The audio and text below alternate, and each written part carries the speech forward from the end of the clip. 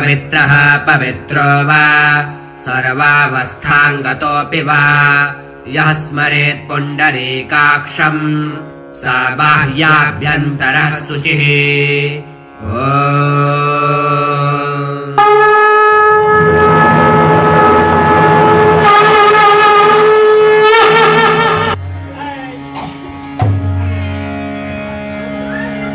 वन्देऽहं श्रीगुरः श्रीयुतपदकमलं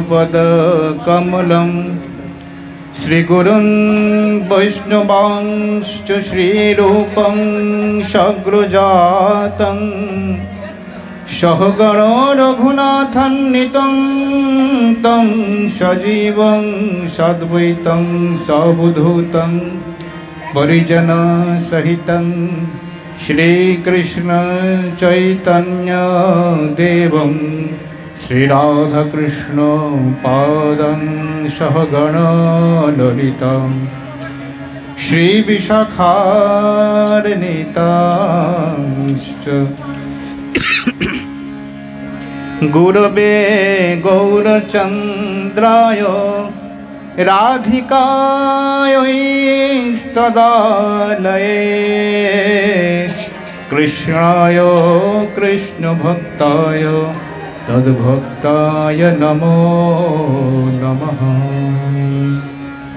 ॐ नारायणं नमस्कृत्य नरं चैव नरोत्तमं देवीं सरस्वतीं व्यासं ततो जयमुदीरयेत्। वृन्दावै तुलसी देव्यै प्रियायै केशवस्य च कृष्णभक्ति प्रदे देवी सत्यवत्यै नमो नमः। जय रूप सनातन भट्ट रघुनाथ श्रीजीव गोपाल भट्ट दास रघुनाथ भूगर्भ श्री लोकनाथ जय कृष्णदास कविराज श्रीनिवास श्यामानंद नरोत्तम दास। आमी এই সবে গোসাইর করি শ্রী চরণ বন্দন যাহা হইতে বিঘ্ননাশ অভীষ্ট পূরণ। দুর্গমে প্রতিমন্ধস্য স্খলৎপাদগতের্মুহ সকৃপাযষ্ঠিদানেন সন্ত সন্ত বলম্বনম। नमो धर्माय महते नमः कृष्णाय वेधसे ब्राह्मणेभ्यो नमस्कृत्य धर्मान् वक्षे सनातनान्।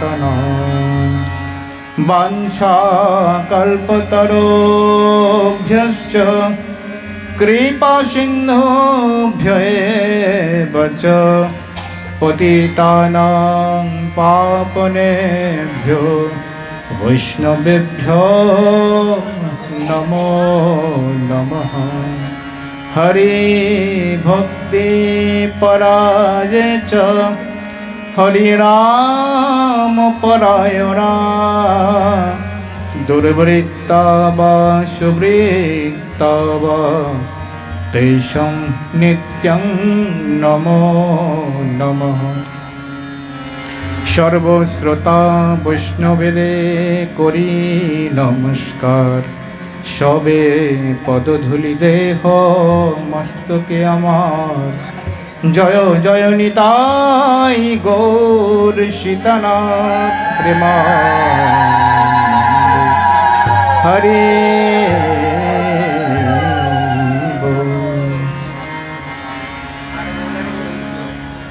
कलिजुग पावन अवतारी नदिया बिहारी परम करुणा बरुणालय अवतार सार शिरोमणि শ্রী রাধাকৃষ্ণ মিলিত তনু। শ্রী রাধাকৃষ্ণ মিলিত তনু, পরতত্ত্ব সীমা, যা হওয়ার নয়, যা আগে কখনো হয় নাই, যা আগামী দিনেও কেউ দিতে সমর্থ নন। অনর্পিত চলিং চিরাৎ করুণয়াবতীর্ণ কলু, সমর্পয়িতুম উন্নত উজ্জ্বল রসং স্বভক্তি শ্রিয়ম।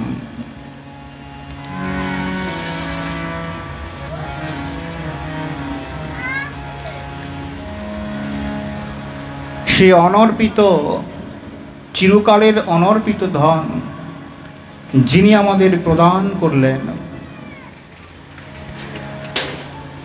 শ্রীমন মহাপ্রভুর অশেষ করুণায় পরমদয়াল পতিত পাবন শ্রী গুরু পাদ পদ্মের অহৈতুকী কৃপা কটাক্ষে আমরা আপামর সমস্ত জীবগণ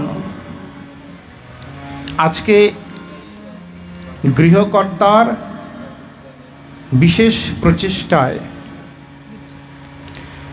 এখানে যে উদ্দেশ্যের জন্য সবাই উপবেশন করেছে, মন দিয়ে বুঝবেন।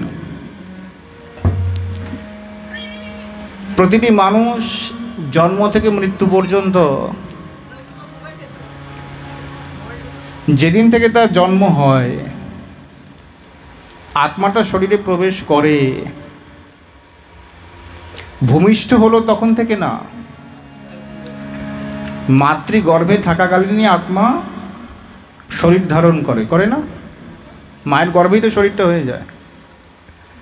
সেই সময় থেকে প্রতিটি জীব, আমি আপনি, একটা পিঁপড়ে, একটা ছোট্ট কীট পতঙ্গ, সাউন্ডটা বাড়াও, কে আছো?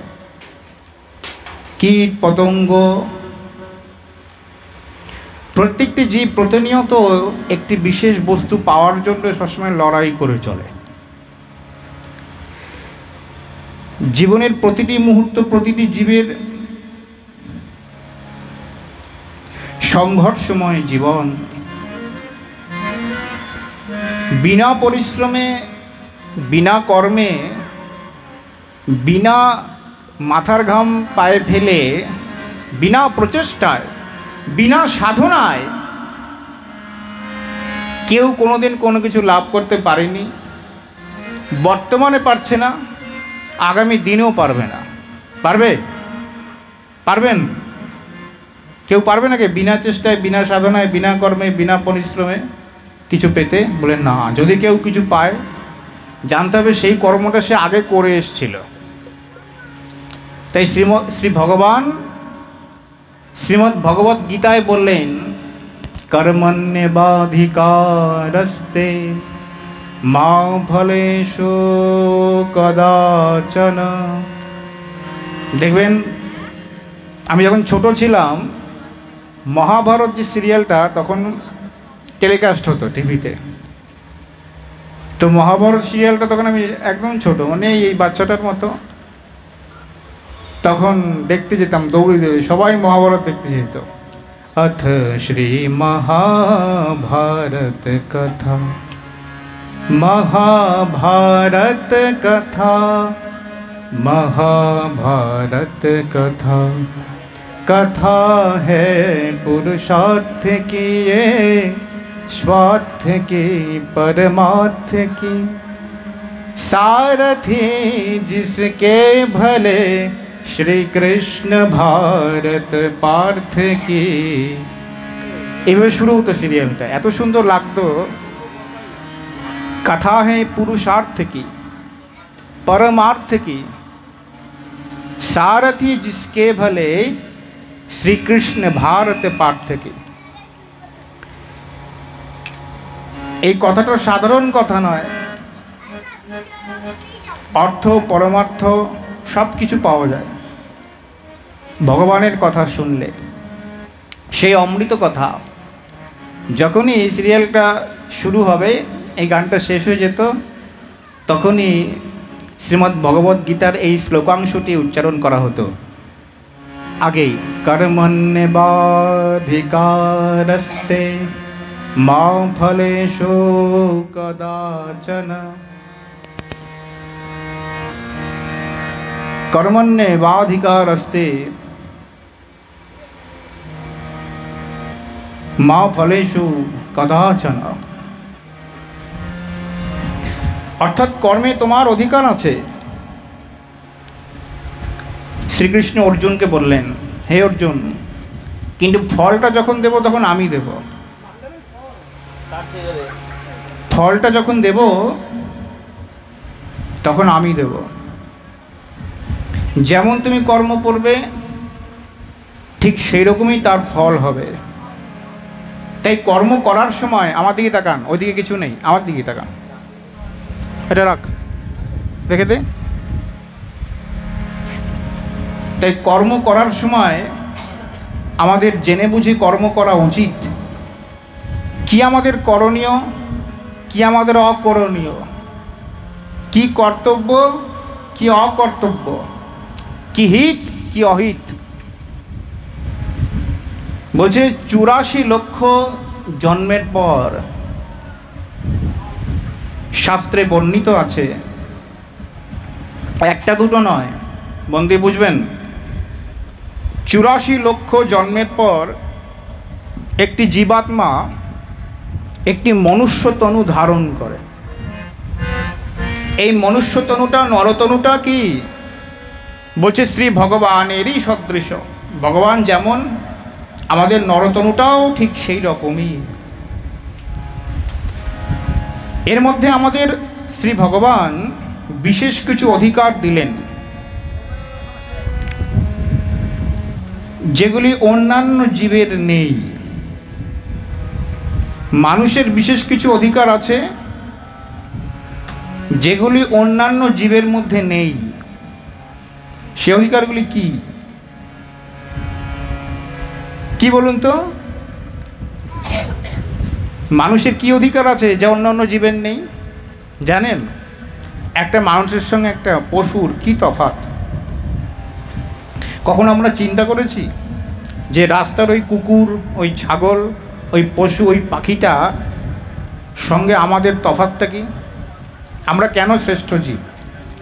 বলে ও খায়, আমরাও খাই, খাই না? ওকে একটু ভালো মন্দ দেবেন, ও খাবে, দেখবেন ভালোবাসবেন, আপনার বাড়িতে বারবার আসবে, বারবার আপনার কাছে খাবার চাইবে। মানে বেঁচে থাকার জন্য ওরও তো খাবার দরকার। আপনার কাছে ভিক্ষুকের মতো বারবার ফিরে ফিরে আসবে, বারবার চাইবে। ও ঘুমায়, আমরাও ঘুমাই, ওরও আহার মৈথুন, ওরও সন্তানাদি হয়। একটা সময় পরেও ও মারা যায়, ওরও জীবনে সুখ দুঃখ আছে। বরং পশুরা একটা মানুষের থেকে অনেক বেশি বুদ্ধির অধিকারী। তাদের অনেক বিশেষ কিছু শক্তি আছে যাদেরকে বলা হয় সিক্স সেন্স, ষষ্ঠ ইন্দ্রিয়, যাদের প্রবল। মানে কোনো জায়গায় যদি কোনো বন্যা, কোনো প্রাকৃতিক দুর্যোগ, কোনো বড় বড় দুর্ঘটনা যদি হওয়ার হয়, সেই এলাকায় কোনো পশু থাকবে না, পিঁপড়ে সব পালিয়ে যাবে। যেমন বন্যা হওয়ার আগে, বন্যা হবে আগেকার দিনের মানুষ কি করে বুঝতো?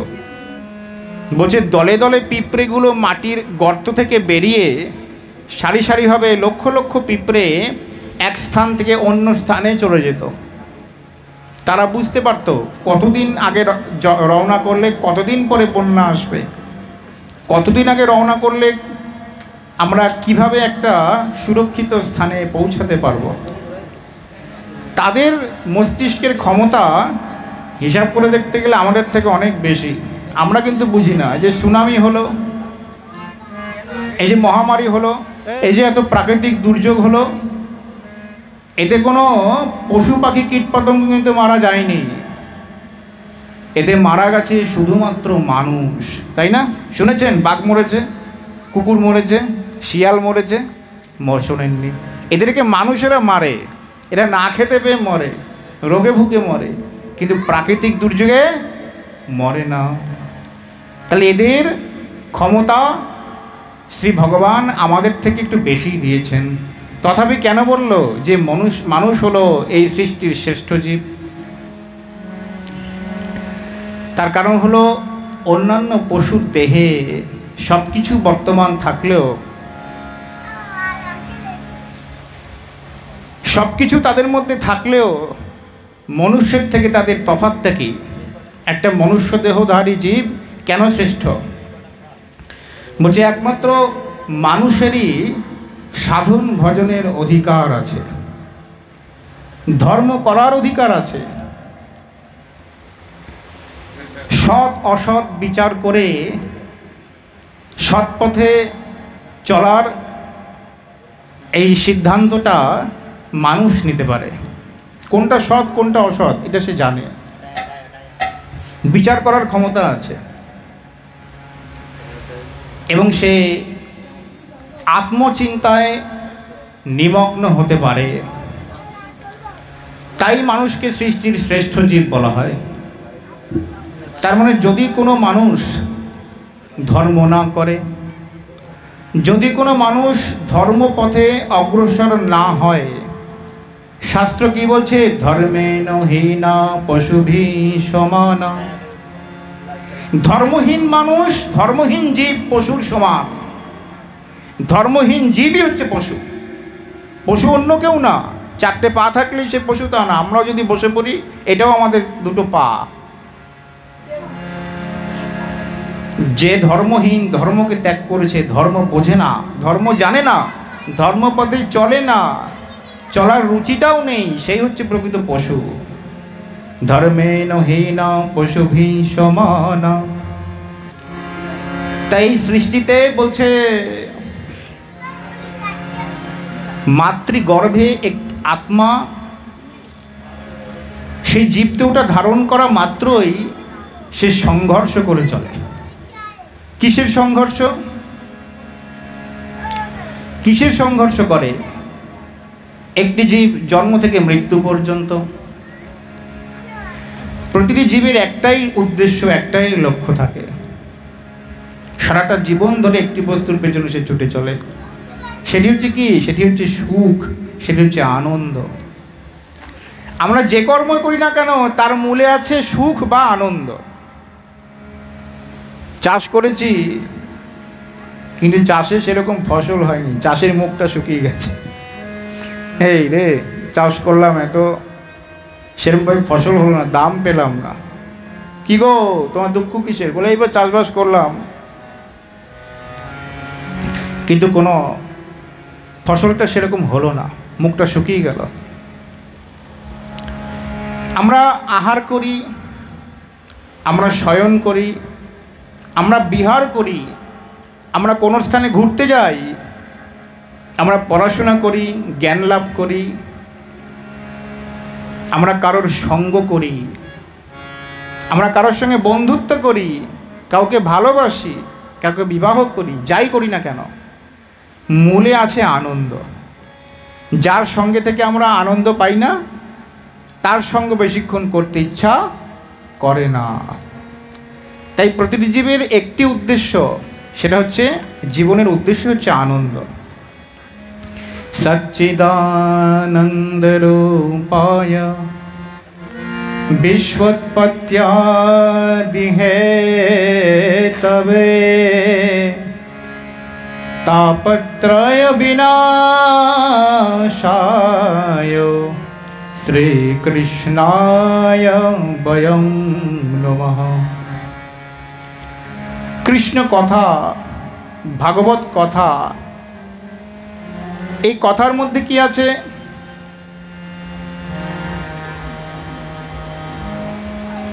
আজকে আমরা এখানে উপনীত হয়েছি, তার উদ্দেশ্য কি?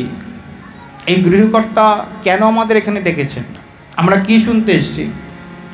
বলে আমরা জানি বা না জানি, জ্ঞানত অজ্ঞানত সারে প্রত্যেকে আমরা তার কথাকে শুনতে এসছি, তাকে উপলব্ধি করতে এসছি, যাকে কোনোদিন চোখেই দেখিনি। দেখেছি কোনোদিন? ভগবান দেখেছো? দেখেছো কেমন দেখতে? সাদা, কালো, নীল, লাল, যে অধরা।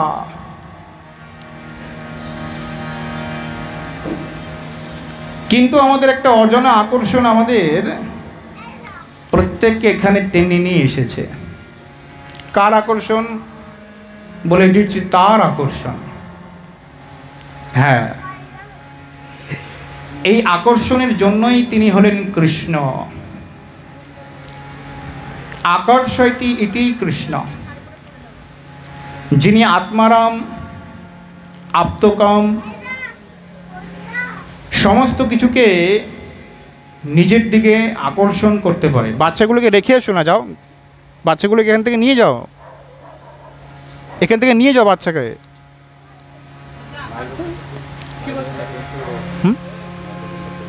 আমি জানি না, আপনি যেটা ভালো বোঝেন, আপনি যেটা ভালো বোঝেন।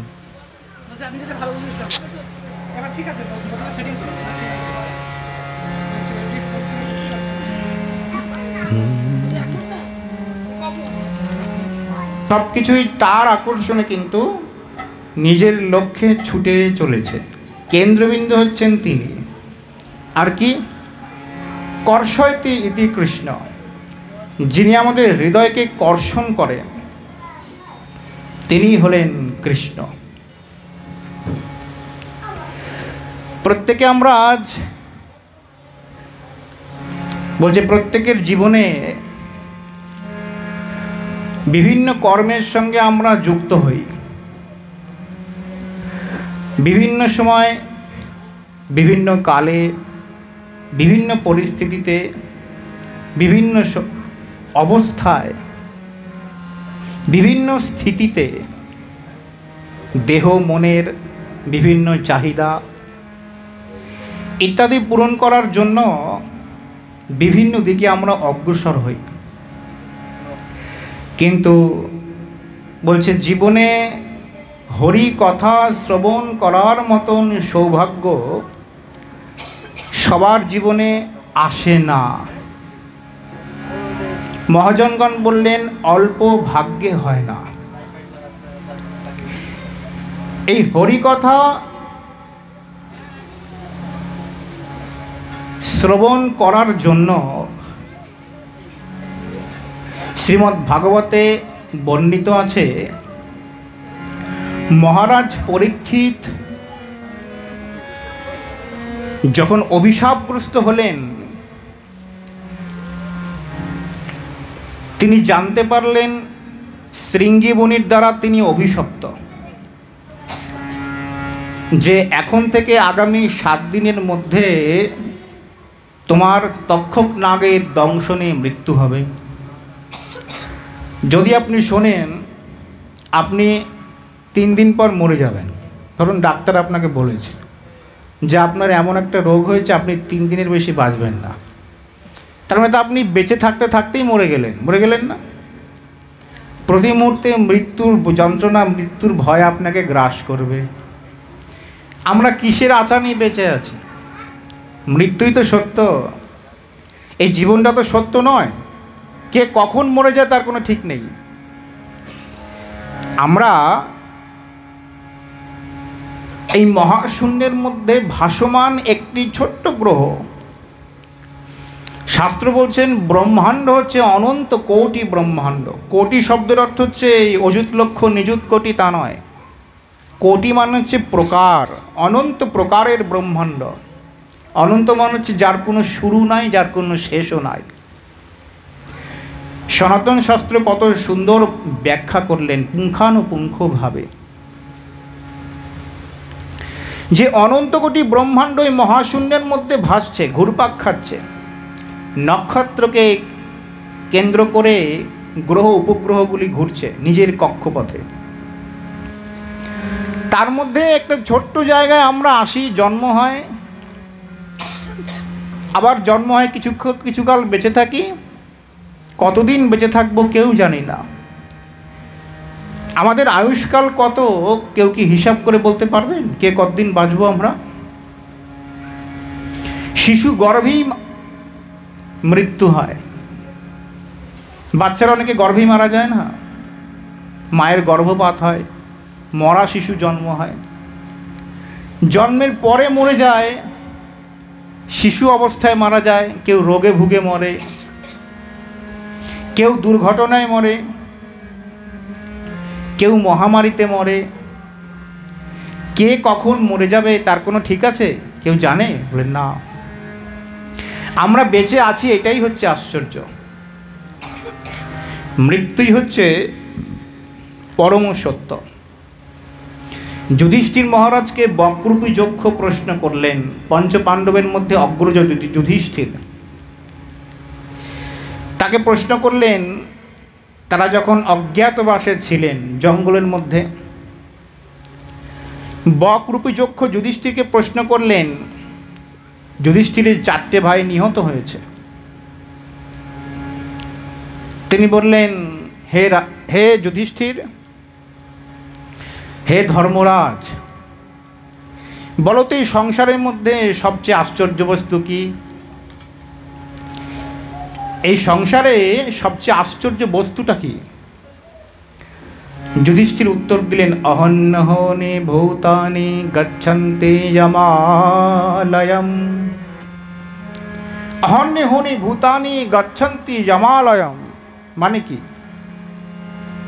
বলছে পাশের বাড়ির লোকটাকে পুড়িয়ে দিয়ে আসা হলো, দেখতে পাচ্ছি শ্মশানে গিয়ে দাঁড়ালে, যেখানে মৃতদেহ সৎকার করা হয় সেখানে গিয়ে যদি আমরা দাঁড়াই, প্রতি মুহূর্তে দেখব দেশ বিদেশ থেকে, নগর গ্রাম শহর প্রান্তর থেকে একটি একটি করে মৃতদেহ আসতেই আছে।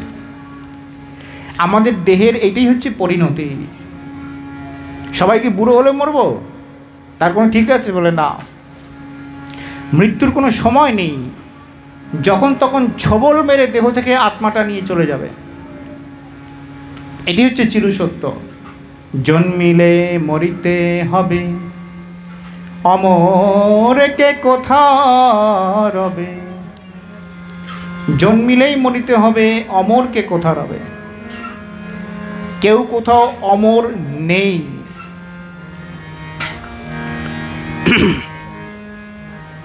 তথাপি আমরা নিজেদেরকে অমর, মানে আমি কোনোদিন মরব না, এই চিন্তা করে প্রতিনিয়ত বিভিন্ন কাজকর্মের মধ্যে নিজেকে নিযুক্ত রাখি, নিশ্চিন্ত জীবনযাপন করি। এটা কখনো ভাবি না, মনে করি না যে একদিন তো আমাকেও মরতেই হবে, তাহলে আমার এই পৃথিবীতে আসার প্রয়োজনটা কি? এই পৃথিবীতে যে আমি জন্মগ্রহণ করেছি, এই যে সুন্দর দেহ, সুন্দর মুখ, সুন্দর এই সারাদিন আয়নার সামনে দেখবো, সাজুগুজু করবো, ঘুরে বেড়াবো, এজন্য? ভালো ভালো খাবো দাবো এজন্যই কি পৃথিবীতে ভগবান আমাদের পাঠিয়েছে? আচার্য শঙ্কর বললেন, পুনঃপি জীবনম পুনঃপি মরণম পুনঃপি জননী জঠরে শয়নম। পুনঃপি জীবনম পুনঃপি মরণম পুনঃপি জননী জঠরে শয়নম। বারবার জন্ম, বারবার মৃত্যু। বারবার জন্মগ্রহণ করার জন্য, মৃত্যুর পর জন্মগ্রহণ করার জন্য কোনো না কোনো মাতৃ জঠরেই আমাদেরকে আসতে হয়। তাহলে এই আসা এবং যাওয়ার এই রহস্যটা কি, কারণটা কি? কতদিন এরকম চলবে? যতবার আমরা আসা যাওয়া করি তার মধ্যে শুধু সাথে করে কি নিয়ে আসি? বলে দুঃখ, যন্ত্রণা, বেদনা, ক্লেশ, কলহ, এইসব। এই সংসারের স্বরূপটি হচ্ছে অশাশ্বতম দুঃখালয়ম সং সরতি ইতি সংসারঃ। এই সংসার, এই জগৎটি হচ্ছে অশাশ্বত। যা আমরা চোখের সামনে দেখছি তা সত্য না। যা চোখের সামনে সত্য বলে মনে হচ্ছে সেটি মরীচিকার মতো, তার পেছনে ছুটে চলেছি। সেটি অশাশ্বত, মানে চিরকাল একরকম থাকবে না। যেই বস্তুগুলি আমি সাজিয়ে নিয়ে বসে আছি আমার চারিদিকে, সেই বস্তুগুলি চিরকাল একরকম থাকবে? এই বাড়িটা এরকম সাজানো গোছানো হলো, আজ দিয়ে 50 বছর পরে বাড়িটা যে এরকম থাকবে? সব ভেঙে চুরে পড়বে, নতুন করে বানাতে হবে। আগেকার দিনে রাজরাজারা কত সুন্দরভাবে তৈরি করেছিলেন, এখন সেখানে ভূতের বাস। সেখানে রাজারা থাকতেন, এখন সেখানে ভূত থাকে, কেউ থাকে না। কত সুন্দর সেই নকশা, কারুকার্য, তাদের প্রভাব প্রতিপত্তি, তাদের অহংকার, তাদের স্থাপত্য, তাদের রাজ সম্মান, সেগুলি রইল চিরকাল। কোনো কিছুই বলছে সুখের কারণ ভাবো যারে, সে তোমারে দুঃখ দিবার তরে,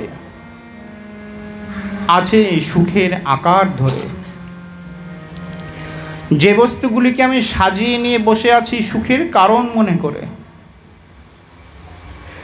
সেই বস্তুগুলি আমাকে দুঃখ দিবার জন্য, আছে সুখের আকার ধরে। সুখের আকার ধরে আমার সামনে বসে আছে, মনে হচ্ছে এগুলো আমাকে সুখ দেবে। কিন্তু ওই যে শ্লোকাংশটি শাস্ত্রে বলা হলো, আমরা বুঝি না, আমরা বোঝার চেষ্টাও করি না, আমরা জানি না, আমরা জানার চেষ্টাও করি না। আমাদেরকে কেউ বোঝাতে আসলেও আমাদের অন্তরে সেটিকে গ্রহণ করার ইচ্ছা জাগে না। এই জিজ্ঞাসাটা যতদিন পর্যন্ত আমাদের অন্তরে না আসে যে আমাদের আসার উদ্দেশ্য কি, আমাদের এই জীবনটার পরিণতি কি, বলে ততদিন পর্যন্ত এই পথে চলতে আমাদের মনে প্রবৃত্তি জন্মায় না। এটি হচ্ছে মায়া। দৈবী যেষা গুণময়ী, শ্রী ভগবান শ্রীমদ্ ভগবদ গীতায় অর্জুনকে বলছেন, হে অর্জুন, দৈবী যেষা গুণময়ী মম মায়া দুরাত্তয়া। দৈবী যেষা গুণময়ী মম মায়া দুরাত্তয়া। এই মায়া আমারই বহিরঙ্গা শক্তি। মায়া কি বলছে? মায়া, যেটা আছে বলে মনে হচ্ছে কিন্তু আসলে এটা সত্যি নয়, যার দ্বারা পরম বস্তু আচ্ছন্ন থাকে, সেই পরম বস্তুটা পরম তত্ত্ব ঢাকা থাকে, যার জন্য জীব নিজেকে নিজে চিনতে পারে না। প্রকৃত প্রথম উদ্দেশ্য হচ্ছে আমাদের নিজেকে নিজে চেনা, যে আমি কে। আমার পরিচয় কি আমার বাপ মা যে আমার নামটা দিচ্ছে সেটা কি আমার পরিচয়?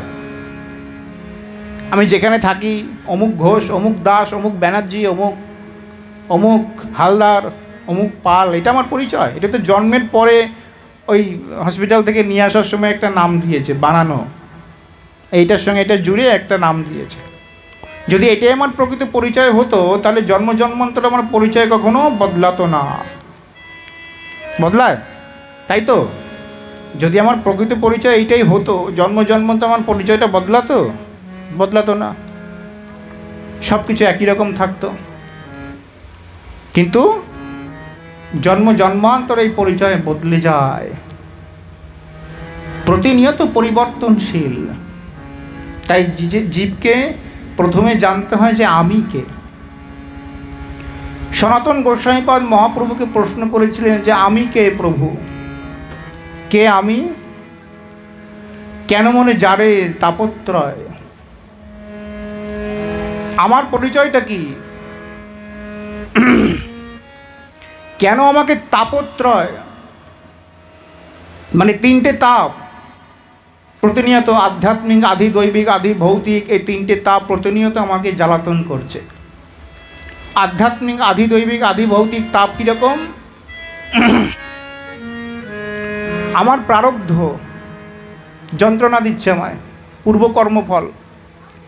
দেহে রোগ ব্যাধি আছে না, ব্যাধিতে কষ্ট পাচ্ছে, কারোর হাঁপানি, কারোর ক্যান্সার, কারোর বাত, কারোর টিবি, কারোর ইত্যাদি ইত্যাদি রোগে কষ্ট পাচ্ছে। বলছে দেখো, যখন পয়সা ছিল না তখন ছিল না, আজকে একটু পয়সা হওয়া সত্ত্বেও কিছু খেতে পারছি না। বলে কেন? বলে ডাক্তার সব খেতে বারণ করে দিয়েছে, এটা খাবে না, ওইটা খাবে না, এটা খাবে না, শরীরে রোগ ভর্তি হয়ে গেছে। তার মানে ভোগ, এই কষ্ট, কখনো প্রাকৃতিক দুর্যোগ, প্রবল গরম, এই দেখছেন না কেমন গরম, কি কষ্ট, কি কষ্ট। যে চাষি যে রাস্তায় দাঁড়িয়ে দাঁড়িয়ে কাজ করে, যে সারাদিন পরিশ্রম না করলে দুটো পয়সা রোজগার হবে না, সেই গরমকে উপেক্ষা করে ঘরের মধ্যে গুটিসুটি মেরে বসে থাকতে পারবে? পারবে না। এই গরমের মধ্যেই তাকে কাজে যেতে হবে, তা নয় হবে না তো। তার এই প্রাকৃতিক দুর্যোগ ক্রমাগত প্রকৃতি ভয়াবহ রূপ ধারণ করে, দেবতাদের দ্বারা কষ্ট, কোথাও বজ্রপাত হচ্ছে, কোথাও খরা, কোথাও তুষর, ইত্যাদি ইত্যাদি। আধ্যাত্মিক আধি দৈবিক আধি ভৌতিক, প্রতি মুহূর্তে আমাদের এই ত্রিতাপ জ্বালা দিয়েই যাচ্ছে। কেন মরে যারে তাপত্রয়।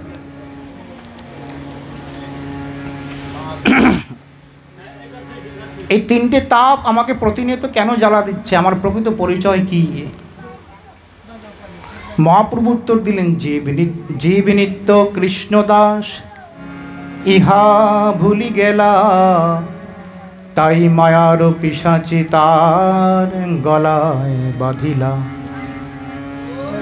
জীবের স্বরূপ হইল নিত্য কৃষ্ণদাস, ইহা ভুলি গেলা, তাই মায়ার পিশাচি তার গলায় বাঁধিলা। যখনই আমরা আমাদের প্রকৃত পরিচয়টা আমরা বিস্মৃত হব, দেহাত্ম বুদ্ধি, দেহটাকে আত্মা মনে বোধ, আত্মজ্ঞানে প্রতিনিয়ত দেহ সুখের মধ্যেই ডুবে থাকব, বলে সেই মুহূর্ত থেকে কি বলে মায়ার পিশাচি তার গলায় বাঁধিলা। এই একটু আগে যুধিষ্ঠির মহারাজ বললেন, দেহের পরিণতি দেখা সত্ত্বেও আমাদের কোনো লজ্জা নাই, আমাদের কোনো বোধ নাই, আমাদের চেতনা জাগ্রত হয় না যে কদিন পরে আমার দেহটাও একই পরিণতি হবে।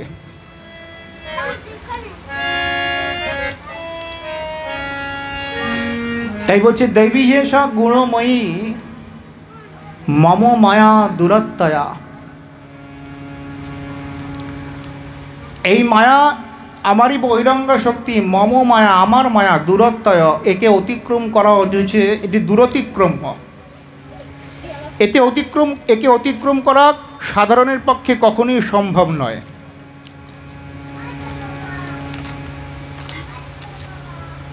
তাহলে একে কি করে এর থেকে মুক্তি পাব? সারা জীবন অনন্তকাল ধরে কি এই যাতনা ভোগ করব? এই জন্যে আমরা শ্রেষ্ঠ, এই সৃষ্টির মধ্যে শ্রেষ্ঠ জীব মানুষকে এই জন্য যে অনন্তকাল ধরেই যাতনা ভোগ করে যাব? বলে না, মাম এব ইয়ে প্রপদ্যন্তে, মাম এব ইয়ে প্রপদ্যন্তে। মাম মানে আমাকে, এব ই আমাকেই যে প্রপদ্যন্তে, এই ভব সমুদ্রে আমাকেই যে তার কাণ্ডারী রূপে নির্বাচন করে। মায়া মেতাং তরন্তীতে, এই মায়ার সাগর বলে ভব সাগর, তার কাছে গোবৎস পদ তুল্যেন হয়ে যায়।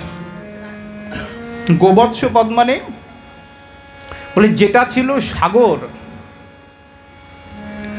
সাগরকে কখনো অতিক্রম করা যায় না। যত এগিয়ে যাব তত মনে হবে আরও সামনে যাই, রাস্তা পুরোবে না।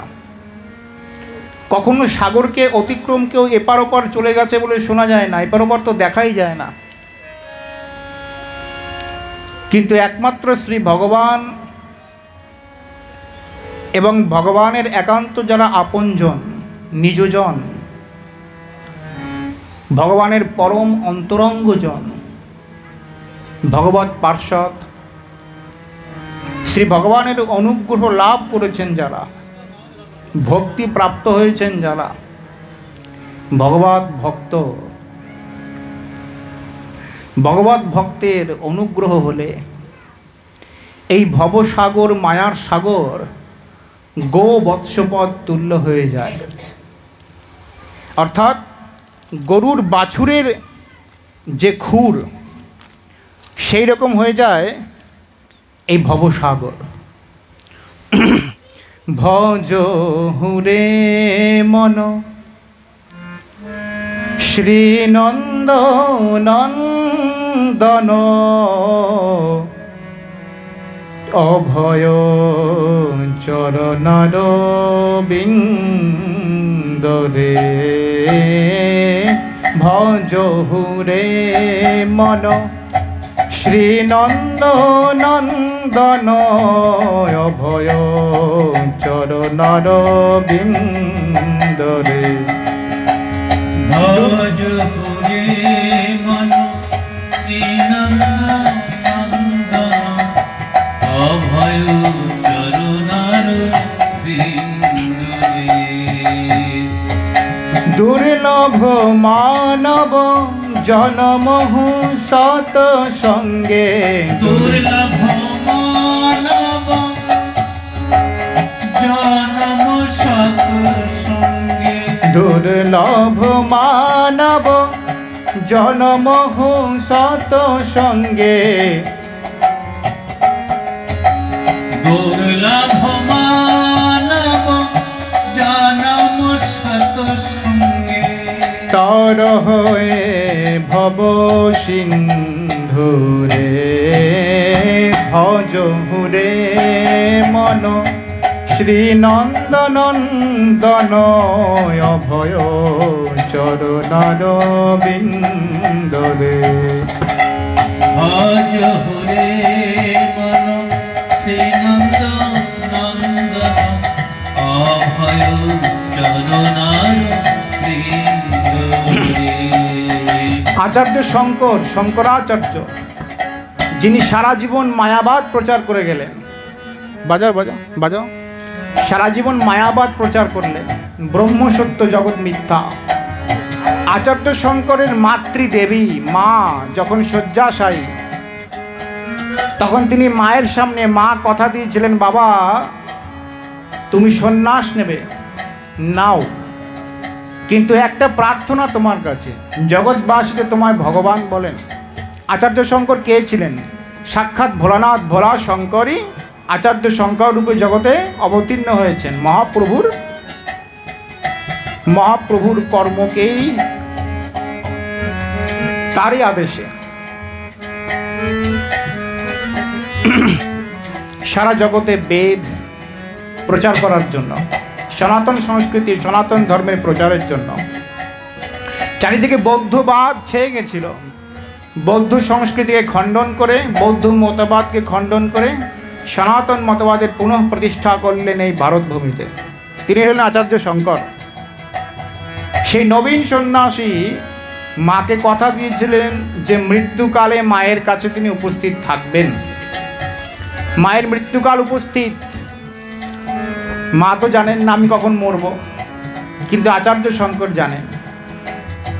তিনি উপস্থিত মায়ের কাছে, তিনি মাকে কৃপা করলেন। মা কিছু দেখতে পাচ্ছ? বলে হ্যাঁ বাবা, খুব সুন্দর একটা স্থান। আর কি দেখতে পাচ্ছ? বলে তার মধ্যে দেখতে পাচ্ছি একজন খুব সুন্দর মুরলীধারী, এক অপূর্ব সুন্দর। এ কে বাবা? বলে মা ভালো করে দেখো তো। মাকে তিনি গোবিন্দ দর্শন করালেন, সাক্ষাৎ গোলক বৈকুণ্ঠ দর্শন করালেন এবং গোবিন্দ দর্শন করালেন। মাকে কৃপা করলেন। জগতে তিনি সকলকে বলে গেলেন, ভজ গোবিন্দং, ভজ গোবিন্দং, গোবিন্দং ভজ মূঢ়মতে। হে মূঢ়মতিজি, জীবনে যা করছো করো,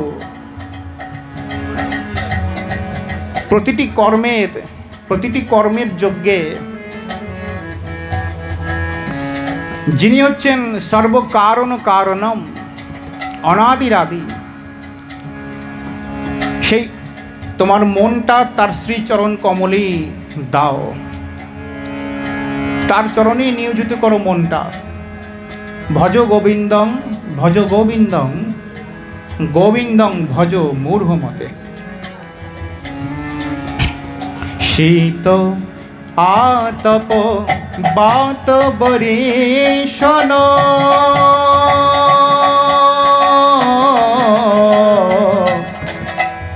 শীত আতপ বাত বরিশন, এদিন যামিনী জাগিরে, এদিন যামিনী জাগিরে। শীত আতপ বাত বরিশন,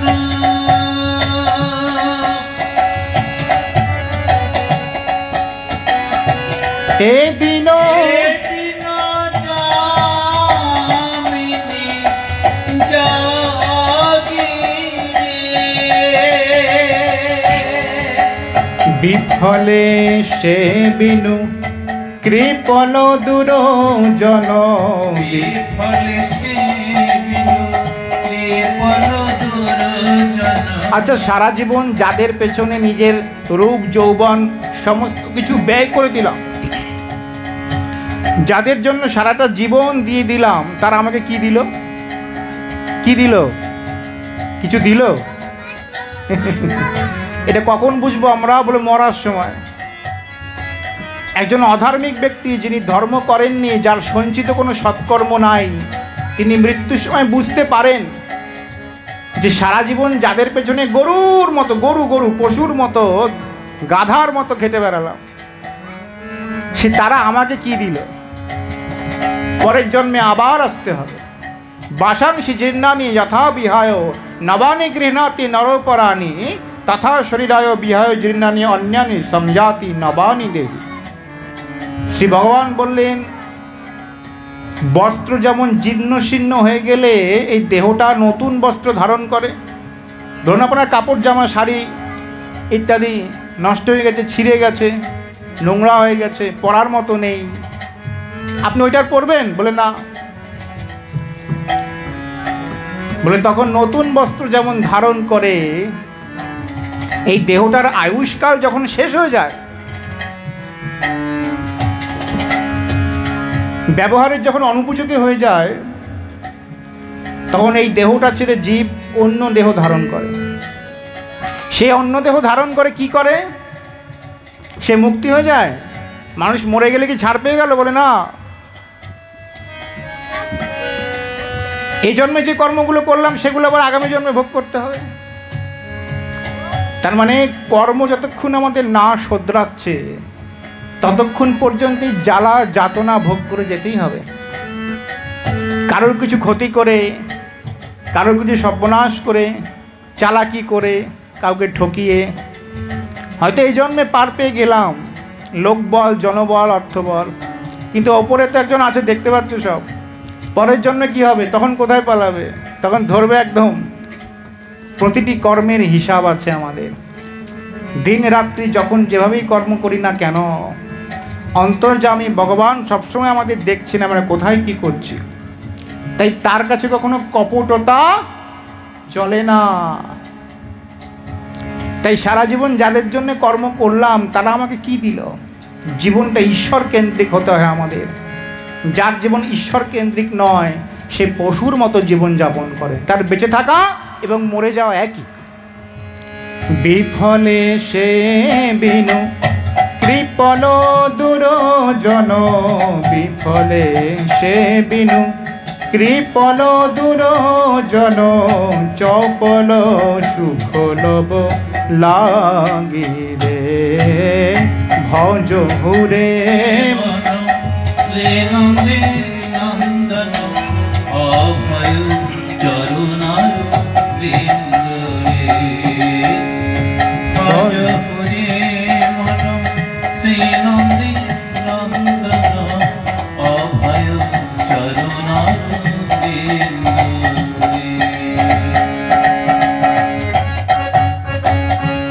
হরি বল।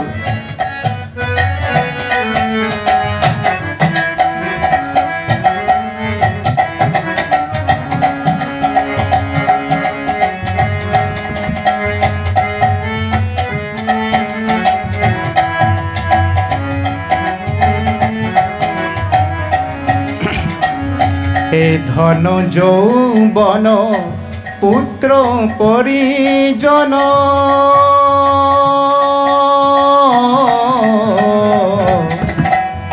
হে ধন যৌবন পুত্র পরিজন, ইথে কি আছে পর তীরে,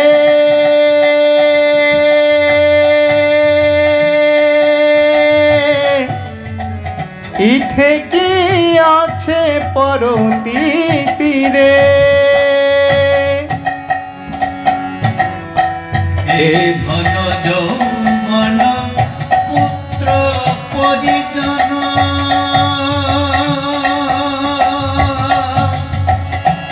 ইথে কি আছে পরতি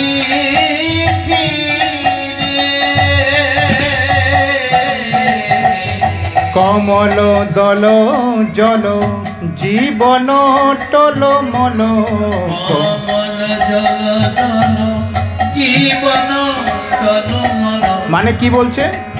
বলছে কমল দল জল জীবন টল বল, মানে পদ্মের পাতার মধ্যে যদি জল দেওয়া হয়, জলটা দাঁড়ায়, দেখবেন জলটা টলমল টলমল করছে, কখন ছাট করে পড়ে যাবে জলটা। তার মানে আমাদের জীবনটা সবসময় মৃত্যুর জন্য অপেক্ষা করে, কখন মরে যায় কখন মরে যায়। সাধকগণ বলছেন, মহাপুরুষগণ বলছেন, সারা জীবন অনন্ত জন্ম জন্ম জন্মান্তর ধরে তপস্যা করে তারা তাদের হৃদয়ের যে কথা আমাদের বলে গেছেন যে হে জীব, হে মোরমতি জীব, মৃত্যু আমাদের শিওরে বর্তমান, এই চিন্তা করে সবসময় আমাদের ধর্ম করতে হবে। প্রতি মুহূর্তে যা করবে সেদিক কৃষ্ণকে নিবেদন করেই করো। ধর্ম মানে কি কর্মধর্ম বাদ দিয়ে দেবো বলে তা নয়, যা কর্ম করব কৃষ্ণের জন্যই করছি এটি মনে করে করো। আসল মালিক তো তিনি, এই জমির মালিক তুমি, কতদিন থাকবে? যা নিয়েছো এখান থেকেই নিয়েছো, আবার এখানে সব ছেড়ে চলে যেতে হবে। প্রকৃত মালিক তো তিনি, অনন্ত ব্রহ্মাণ্ডের অধীশ্বর তিনি। তাই তার জন্য করছি এগুলো, তার সেবা করছি, তার প্রতি প্রীতি এনে তার কথা চিন্তন করতে করতে করো।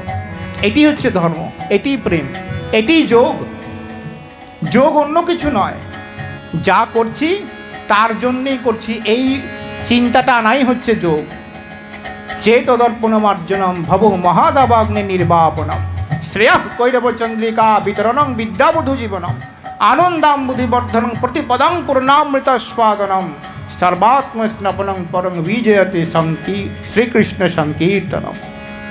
চেতদর্পণ মার্জনম, নিজের চিত্ত দর্পণটা মার্জন করো। চিত্তের যে কৃষ্ণ বহির্মুখতা, অনাদিকালের কাল ধরে যে আমরা কৃষ্ণকে কৃষ্ণ ভুলি জীব অনাদি বহির্মুখ, এই অনাদিকালের বহির্মুখতা দূর করো। জীবনকে মনকে কৃষ্ণমুখী করো। যা করছো তা কৃষ্ণের জন্যই করছো, তাকে চিন্তা করে করো। তিনি আমাদের পরম বান্ধব, তিনি ছাড়া কেউ নেই।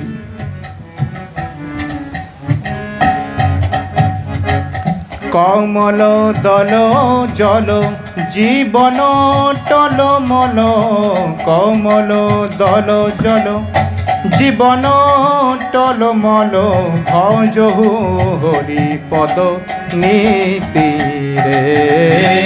ভজ হরে মন শ্রীনন্দে নন্দন, অভয় চরণার বৃন্দরে। ভজ হে মন শ্রীনন্দনন্দন, ভয় চরণার বিন্দরে।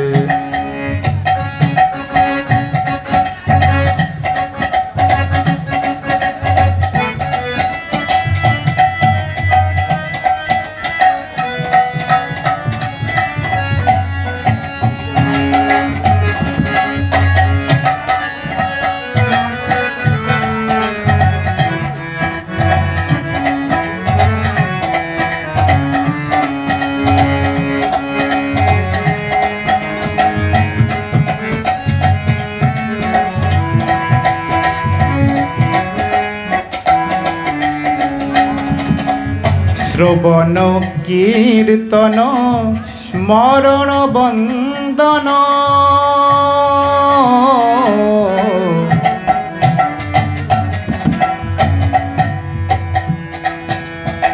শ্রবণ কীর্তন স্মরণ বন্দন পাদ সেবন দাসরে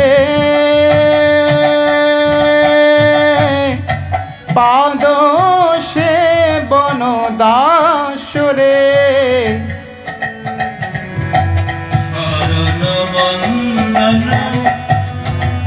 শ্রবণ কীর্তন স্মরণ বন্দন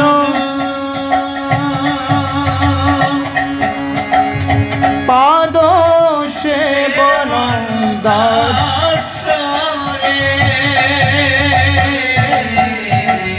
পূজন সখী জন আত্মনিবেদন পূজন সখী জন আত্মনিবেদন গোবিন্দ দাসয়ভিলাসরে ভজ হরে মন শ্রীনন্দনন্দন অভয় চরণার বৃন্দরে ভজ হুরে মন শ্রীনন্দনন্দন অভয় চরণার বিন্দরে ভজ হরে মন শ্রীনন্দনন্দন অভয় চরণার বিন্দরে অভয় চরণার বিন্দরে অভয়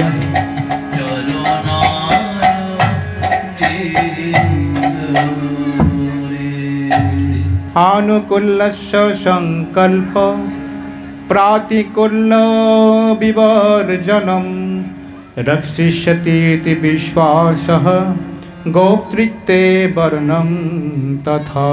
আনুকূল্যস্য সংকল্প, শাস্ত্র বলছেন সচ্চিৎ আনন্দ রূপায় বিশ্বৎপত্যাদি হেতবে তাপত্র বিনাশায় শ্রীকৃষ্ণায় বয়ং নমঃ। আমাদের দুঃখের কারণ প্রকৃতপক্ষে হচ্ছে আমাদের মনের অভিনিবেশ। মহাপ্রভু বললেন চেত দর্পণ মার্জনা, তোমার চিত্ত যা চেয়েছে সেটাই পেয়েছে। জন্ম জন্মান্তর ধরে তুমি যা চেয়ে এসেছ তাই পেয়েছ আমার কাছে, কিন্তু যখন তুমি সেটা পেয়েছ তখন সেটাকে গ্রহণ করতে পারোনি। তাই চাওয়ার আগে এটা জানতে হয় যে আমার পক্ষে কোনটা চাওয়া উচিত কোনটা অনুচিত। তাই অন্যাভিলাষিতা শূন্যং জ্ঞান কর্মাদি অনাবৃতং আনুকূল্যেন কৃষ্ণানুশীলনং ভক্তি উত্তম। অন্যাভিলাষিতা শূন্যং, জীবনে শ্রী ভগবানের কাছে ভগবানকে ছাড়া অন্য কিছু চাওয়াই হচ্ছে, সেটি হচ্ছে মূর্খতা, সেটি হচ্ছে দুঃখকে ডেকে আনা। আমরা জন্ম জন্মান্তর ধরে যে বস্তুগুলির সঙ্গে সম্পর্ক করে এসেছি, যে বস্তুগুলিকে চেয়ে এসেছি, সেই বস্তুগুলি হচ্ছে নশ্বর। ওই যে বলা হলো সুখের কারণ ভাবো জারে সে তোমারে দুঃখ দিবার তরে, আছে সুখের আকার ধরে যেমন করে নাগিনীরে মালা বলে কেউ গলায় পরে। সাপকে মনে করলাম খুব সুন্দর একটা সুগন্ধি মালা, এটি মনে করে সাপকে গলায় পরে নিলাম, বিষাক্ত বিষধর সাপ। গলায় যখন পড়লাম সাপটি কী করবে, সে তার নিজের ধর্ম অনুসারে আমাদের ছোবল মারবে।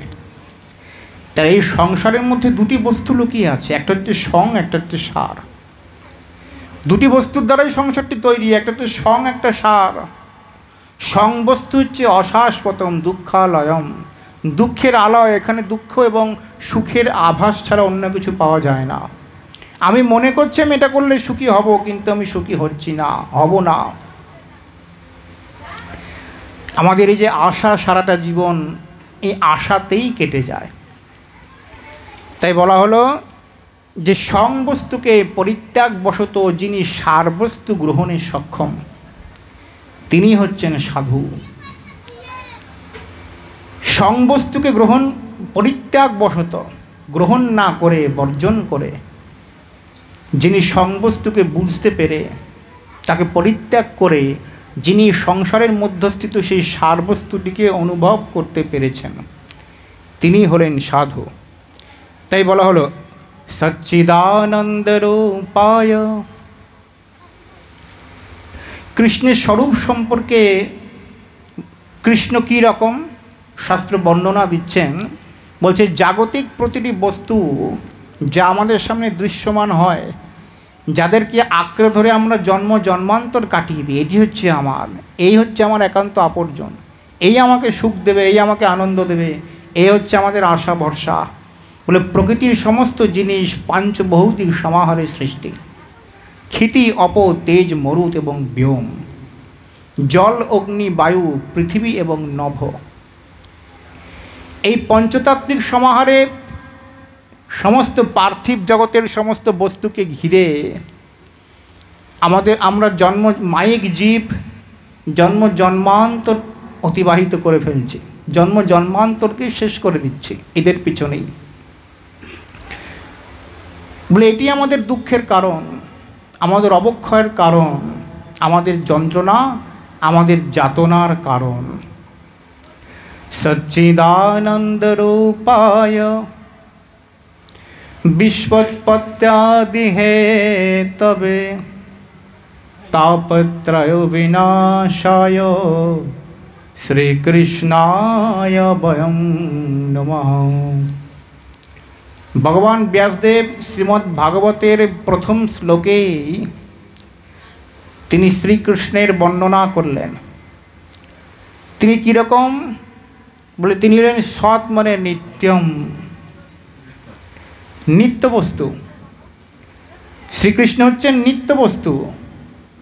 নিত্য বস্তু শব্দের অর্থ হচ্ছে যা অবিনশ্বর, যা কখনো ধ্বংসপ্রাপ্ত হয় না, যা কখনো পরিবর্তিত হয় না, যা কখনো একবার যদি আমাকে ধরে, একবার যদি তাকে আঁকড়ে ধরতে পারি, যিনি অনন্ত জন্ম কোনোদিন আমাকে ত্যাগ করবেন না, যিনি চিরকাল অপরিবর্তনীয় থাকেন, ধ্বংস প্রাগ ভাব রহিতত্বং ইতি নিত্যত্বং, যার কোনো ধ্বংস নাই, যেটা আগে ছিল না।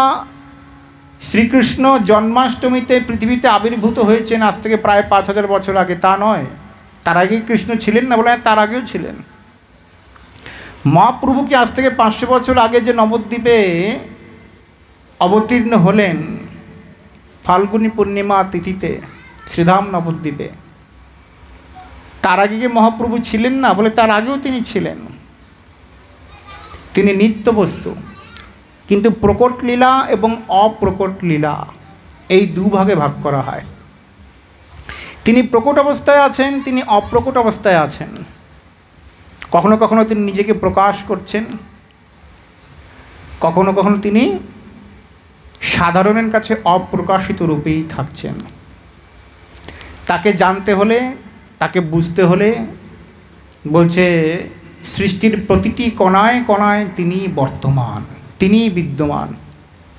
অহমেবাসমেবাগ্রে নান্যদ যৎ সদা সৎপরম পশ্চাদহং যদেতচ্চ যবশিষ্যেত স্বস্বহম ঋতেয়র্থং যৎ প্রতীয়ত ন প্রতীয়ত চাত্মনি তদ্বিদ্যাদাত্মনো মায়াং যথা ভাষ্য যথা তমঃ।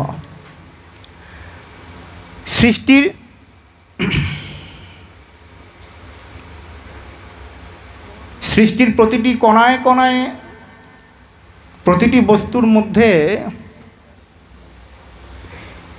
তিনি বিদ্যমান। সৃষ্টির পূর্বেও তিনিই ছিলেন, বর্তমানেও তিনি আছেন। এই সৃষ্টি যখন ধ্বংস হয়ে যাবে তখন তিনিই থাকবেন, অন্য কিছু থাকবে না।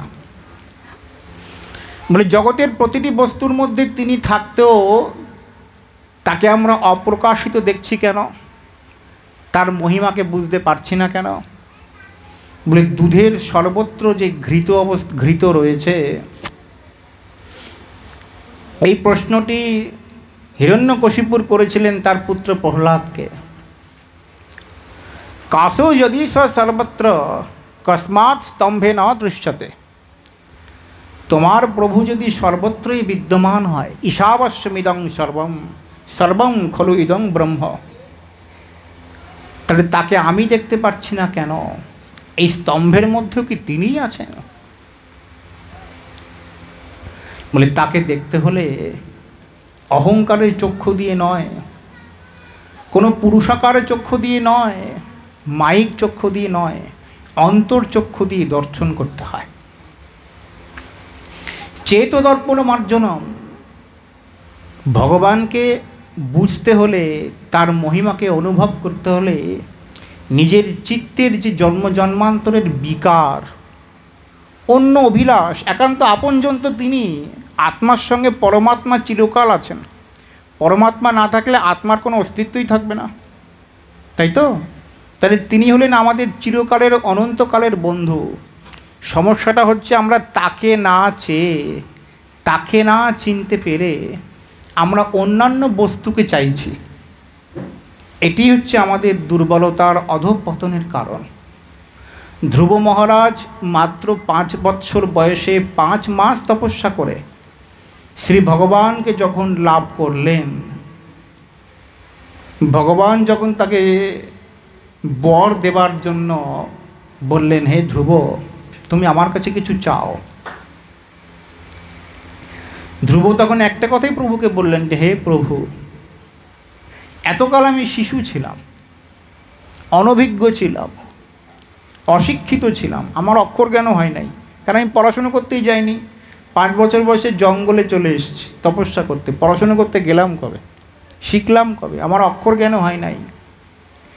কিন্তু তোমার করুণায়, তোমার অনুগ্রহে, তোমার ভক্তিদেবী যার হৃদয়ে প্রবেশ করেন, ভক্তিদেবীর অনুগ্রহ যার প্রতি হয়, তিনি অল্পকালের মধ্যে জ্ঞান বৃদ্ধ হয়ে যান। অর্থাৎ যিনি ভাগবত প্রবচন করছেন তার বয়স হচ্ছে 12 বৎসর। মহর্ষি সুখদেবের বয়স হচ্ছে 12 বৎসর, কেউ কেউ বলেন 16 বৎসর। কিন্তু যারা শ্রবণ করছেন তাদের কারো কারোর বয়স হচ্ছে 1000 বছর, কারো কারোর বয়স হচ্ছে 100 বৎসর, কারো কারোর বয়স হচ্ছে 10,000 বৎসর। বিভিন্ন দিক দিগন্ত থেকে মহর্ষি, ঋষি, সিদ্ধ তাপস, প্রাকসিদ্ধ মহাত্মা, নিত্যসিদ্ধ পরিকার, শ্রী ভগবানের অবতারগণ, যেমন ব্যাসদেব, দেবর্ষি নারদ, এনারা 24 অবতারের অবতার ছিলেন। তো তারাও এসেছেন সুখদেব মুনির, সুখদেবজির শ্রীমুখে ভাগবত কথা শ্রবণ করার জন্য। তিনি তো অল্প বয়সী এক শিশু, বলে শিশু হলেও তার প্রতি ভক্তিদেবীর করুণা হয়েছে। ভক্তিদেবীর করুণা যার প্রতি হয় তিনি জ্ঞান বৃদ্ধ হয়ে যান। বয়স বৃদ্ধ না হলে, বয়স তো দেহটার বাড়ে, আত্মার কার কতটা পুরনো কেউ কি জানে? কেউ কি বলতে পারে? না। আগের জন্মে কে কত তপস্যা করে এসছে কেউ কি বলতে পারবে? বলে না, এটি বলা সম্ভব নয়।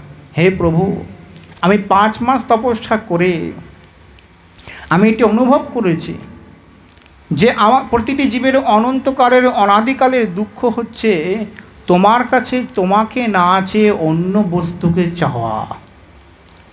তোমার থেকে শ্রেষ্ঠ জগতে কি আছে? তোমার থেকে সুন্দর জগতে কি আছে? যার প্রতি তোমার অনুগ্রহ হয় তার কাছে অপ্রাপ্য কি আছে? ভগবান যার প্রতি সন্তুষ্ট হন তার কোনো অভাব থাকে? যার গৃহে ভগবান আছেন তার কোনো অভাব থাকে না। তাকে গিয়ে বলবেন আপনার কিসের অভাব? সে বলবে আমার কোনো কিছুর অভাব নেই, আমাকে আশীর্বাদ করুন যে আমার জন্য ভক্তি হয়, আমি যেন প্রভুর প্রাণ ভরে সেবা করতে পারি, আরও আরও তপস্যা করতে পারি, ভজন করতে পারি। তাই হে প্রভু, আমি কাজ খুঁজতে গিয়ে কাঞ্চনকে লাভ করেছি। আমি খুঁজতে গেছি কাজ, তপস্যা করছিলাম কেন? বলে পিতার কোলে বসবো বলে, পিতার আশীর্বাদ পাবো বলে, পিতার ভালোবাসা পাবো বলে, পিতার সান্নিধ্য লাভ করবো বলে, পিতার সিংহাসনে বসবো বলে, আত্মীয় স্বজনের ভালোবাসা পাবো। আমার হৃদয়ে ক্রোধ জন্মেছিল, বাচ্চা ছেলে, শিশু, সেই জন্য আমি তপস্যা করতে এলাম। কিন্তু আপনার অনুগ্রহে, আপনার কৃপায় আমার করুণায় আমার এটি বোধগম্য হয়েছে যে জগতে আপনার থেকে শ্রেষ্ঠ বস্তু আর কিছু নাই। তাই হে প্রভু, আমি কাজ খুঁজতে গিয়ে কাঞ্চন পেয়েছি, আমার জীবনে আর কিছু চাওয়া পাওয়া নেই। তাই আপনাকে পেতে হলে যেটি জীবের দরকার তা হচ্ছে আনুকূল্যস্য সংকল্প। যা অনুকূল বস্তু আপনাকে পাওয়ার পক্ষে অনুকূল, মহাজনগণ যা বলে গেছেন, যেভাবে সাধকগণ বলে গেছেন, যেভাবে শাস্ত্র আমাদের নির্দেশ করে গেছেন, সেইভাবে আমাদের জীবনযাপন করা। প্রাতিকূল্য বিবর্জনম, প্রতিকূল বস্তুকে, যা ভগবত ভক্তির প্রতিকূল, যা ভগবত অভিমুখী হওয়ার প্রতিকূল, যা আমাদের কৃষ্ণ ভক্তি থেকে দূরে সরিয়ে দেয়, যা ভক্তির পথে বাধা দেয়, প্রাতিকূল্য বিবর্জনম। বিবর্জনম মানে বলে বর্জনম, বর্জন শব্দ অর্থ হচ্ছে ঠিক আছে এই কাপড়টা আমি আর পরবো না কাল থেকে, দুদিন পরে মনে হলো কি একবার পরে দেখি না কেমন লাগে, ঠিক আছে আর বেশি পরবো না, এটা খাবো না ছেড়ে দিলাম, আচ্ছা দেখি না মাঝে মাঝে একটু করে খাই, চা খাওয়া ছেড়ে দিলাম, দেখি না একটু করে খাই, বলে না, এটাকে বর্জন বলে না।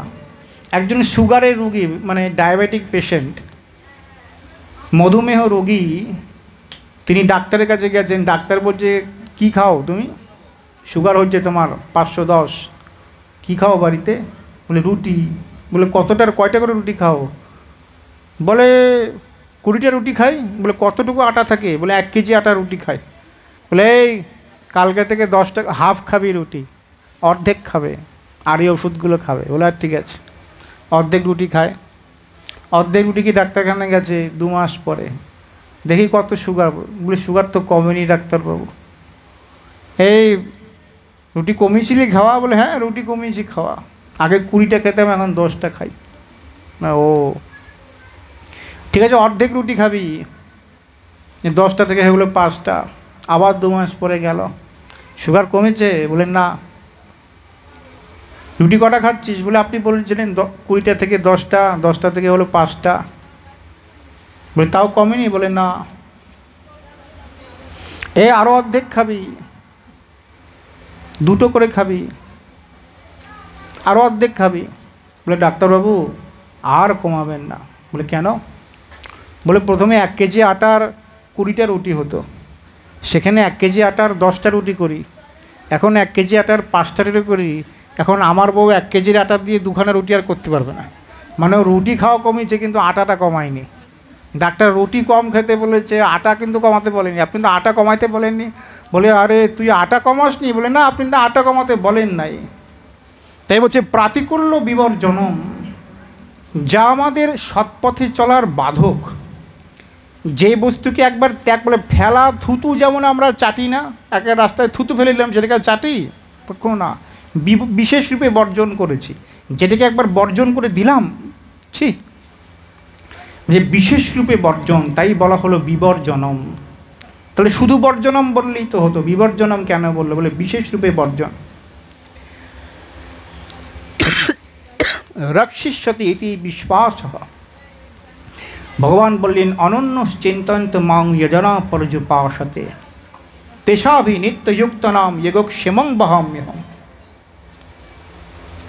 যিনি অনন্য ভাগ হয়ে আমার চিন্তন করেন, অর্থাৎ নয় অন্য, তা হলো অনন্য, সব কিছুর মধ্যে যিনি আমাকেই দেখে, সব কিছুর মধ্যে যিনি আমাকেই ভাবেন,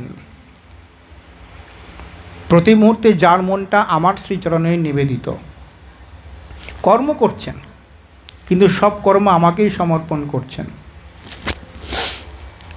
যিনি অনন্য ভাগ হয়ে আমায় চিন্তন করেন, যজনা পর্যুপাসতে তেষাবে নিত্যযুক্তানাম যোগক্ষেমং বহাম্যহম।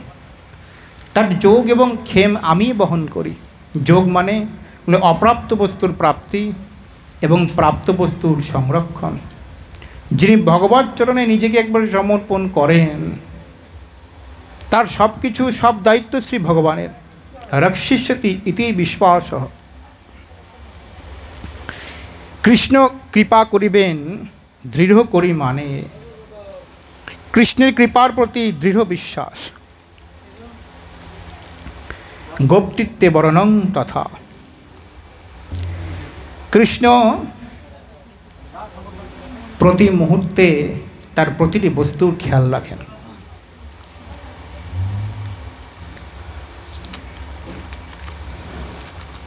বলে জগতে অন্যান্য গ্রহগণ যদি ক্রূর হয়ে যায়, অন্যান্য যদি গ্রহদোষ কারোর মধ্যে দেখা দেয়, সেই গ্রহদোষের প্রতিকার আছে। সেই গ্রহ দোষ বিভিন্নভাবে প্রতিকার করার শাস্ত্রে বিভিন্ন উপায় আছে। কিন্তু এই কৃষ্ণরূপী গ্রহ যদি কাউকে একবার গ্রহণ করে, শাস্ত্র বলছেন কৃষ্ণ গ্রহ গ্রহীতাত্মা নবেদ জগদী তৃষাম। কৃষ্ণ গ্রহ গ্রহীতাত্মা, একবার যদি কৃষ্ণরূপী গ্রহ কাউকে গ্রহণ করে, তাকে কখনো তিনি ছাড়েন না, কখনো তিনি ত্যাগ করেন না, কখনো তার কাছ থেকে আর তিনি বিমুখ হন না।